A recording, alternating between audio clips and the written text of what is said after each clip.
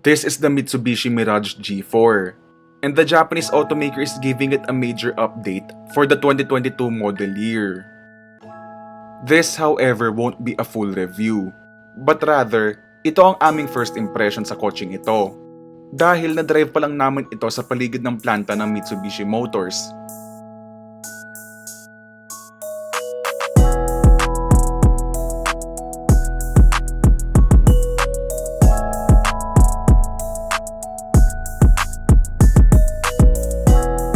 From the outside, the Mitsubishi Mirage G4 is finally wearing the brand's signature dynamic shield grille, and it makes this subcompact sedan look a lot more handsome than before. Do note, however, that this isn't an all-new vehicle. It's still largely the same Mirage G4 that first came to market back in 2013.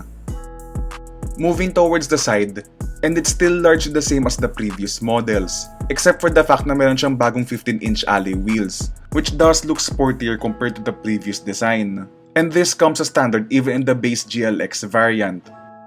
However, the GLX variants don't have a blacked out B-pillar, so that's something you might wanna take note of. Oh, and baka napansin nyo rin, nakabodykit nga pala itong test unit natin, which makes this top of the line GLS variant look sportier. Moving towards the back, and you'll see a sportier rear bumper, which does improve the Mirage G4's looks even more.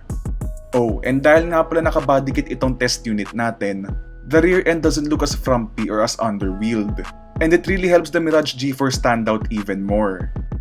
Yun nga lang, the Mitsubishi Mirage G4 still doesn't have any form of LED lighting. Hopefully in a future update, since overseas models have LED lighting all around the vehicle. As for the interior, it's still the same as before, and as expected in this segment, puro pa rin hard plastics ang kanyang interior. There is, however, a new sportier gauge cluster along with the new Mitsubishi OEM infotainment system, and it's even the same responsive infotainment system you would find in the North American Mitsubishi Mirage G4. And alam mong this is an in-house infotainment system dahil sa kanyang interface, which uses Mitsubishi's own corporate font or typeface. Touch response is snappy and the menus are logically laid out. Apple CarPlay and Android Auto also come as standard. And because of these factors, the Mitsubishi Mirage G4 is one of the best infotainment systems in the class. Even better than what's on the Honda Brio, the Toyota Wigo, and even the Suzuki Swift. The infotainment system comes as standard on all variants, along with the multifunction steering wheel. Unique, however, to this top-of-the-line GLS variant are features such as automatic climate control, reverse camera, passive entry with push-button start, and a leather steering wheel. In terms of safety, however, entry-level versions of the Toyota Vios and Honda City, and even the Suzuki Desire, all lead the pack. Because while all Mirage G4 variants come with dual airbags, 3-point seatbelts for all occupants, and child seat anchor points for the rear seats, it's only the GLS variant that gets anti-lock brakes with electronic brake force distribution and emergency stop signal. For perspective, the Toyota Vios XE CVT variant gets 3 airbags, electronic stability control, and hill start assist all as standard equipment. As for the powertrain, the Mitsubishi Mirage G4 is still powered by the same 1.2-liter inline 3-cylinder gasoline engine as before, which produces these numbers. And then power is sent to the front wheels via a 5-speed manual or a CVT. So first impressions with the Mitsubishi Mirage, no? So nasa planta tayo ngayon ng Mitsubishi, and basically this is before the launch, so bago namin syempre ilabas ang planta, so we're just able to drive lang dito sa loob ng facility nila. Pero anyway, how does the Mitsubishi Mirage feel like sa ngayon? So first impressions is, well, it still drives more or less the same as before. So you have a 3-cylinder gasoline engine, 1.2 liters, and it drives pretty well naman. Obviously, we can't take it out on a highway ngayon, pero first impression so far is okay naman yung pakiramdam niya. Power delivery is good. Ang maganda sa mga engine na to ng Mitsubishi Mirage is, despite being a 3-cylinder, okay naman yung torque delivery niya for city driving. It's perfect for city driving, no? And again, we really have to take it out on the open road para maramdaman namin kung ano ang mga improvements niya in terms of the driving experience, no? And then this is made into a CVT, itong top of the line model that we're driving today. First impression so far is the CVT. So may unting improvement yung CVT, medyo compared dati, mas may unting response na ngayon yung CVT niya compared do sa dati. Hindi siya parang masyadong sluggish, may delay.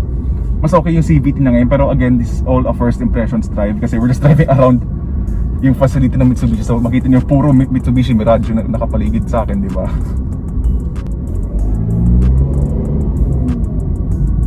First impressions was okay ang response ng CVT niya ngayon compared nung dati. Hindi siya yung may delay na parang ilang segundo bago siya mag-respond. And yun nga, parang mas okay ngayon yung refinement niya, mas onti yung road noise. Pero again, we're not able to drive this on high speeds. Hindi na namin siya ma-drive sa expressway ngayon. Pero so far so good. And then in these situations, of course, tingin mo okay yung power delivery niya. Well, for CTUs okay naman yung power ng engine, pero it's really best to take this out on a provincial road, in a two-lane provincial road, tapos overtake ka with other slower vehicles to really know how this performs kapag nasa mga ganong sitwasyon ka that you want to overtake slower vehicles. Steering slide, this is a new car, 155 kilometers ko lang nasa odometer niya since this is freshly produced from the plant, and puro mga testing on the plant lang ginagawa sa coaching ito.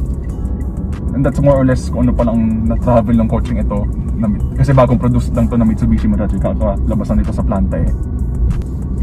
As for fuel economy, of course, I can't report any fuel economy figures at this point kasi we're just driving this around the plant. So, ikot-ikot lang kami sa facility ngayon. But again, stick to Go Flat Out PH to find out our full review of the Mitsubishi Mirage. Pero fundamentally, I think the aesthetic improvements that were made to the car, the Mitsubishi Mirage, maganda yung exterior na, ang gwapo tingnan.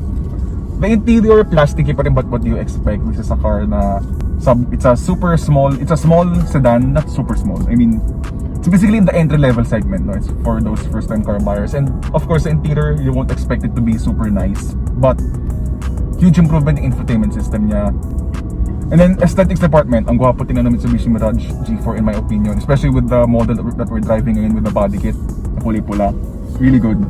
I think it looks even better than the Honda Brio RS and the TRD variant of the Toyota Wigo. And so far, that's my first impressions with the Mitsubishi Mirage.